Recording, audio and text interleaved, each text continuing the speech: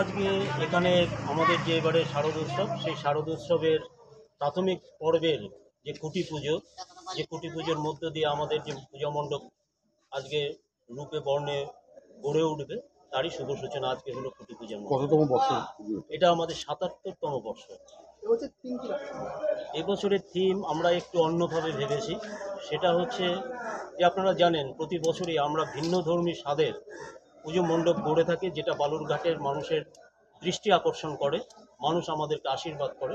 এবারেও আমরা গতবারে আমরা রেখেছিলাম, আপনারা জানেন যে গ্রন্থাগার ছিল, একটা সাময়িকভাবে একটা বিশেষ মেসেজ আমাদেরকে সাধারণ মানুষকে দেওয়ার জন্য।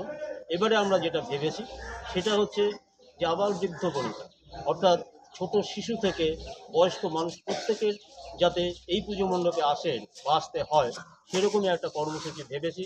একদিকে ছোটদের যেমন নান্দনিক দিকটা থাকবে, অন্যদিকে বড়দেরকে আমরা যে কাল কাল সময়কাল ভাগ করে আজকে জুরাসিকের আমল থেকে শুরু করে আধুনিক সভ্যতা, এবং প্রত্যেক সভ্যতাতেই যখন মানুষ বা প্রাণী মানব জমির অনুপাত থেকে বেশি হয়ে যায়, তখন সেখানটায় হিংস্রতা আসে।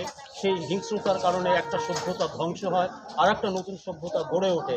ঠিক সেইটাকে মাথায় রেখে আমরা জুরাসিকের আমল থেকে শুরু করে আধুনিক সভ্যতা পর্যন্ত নিয়ে আসব আমাদের এই পূজা মণ্ডপের মাধ্যমে। এবার বাজেট কত?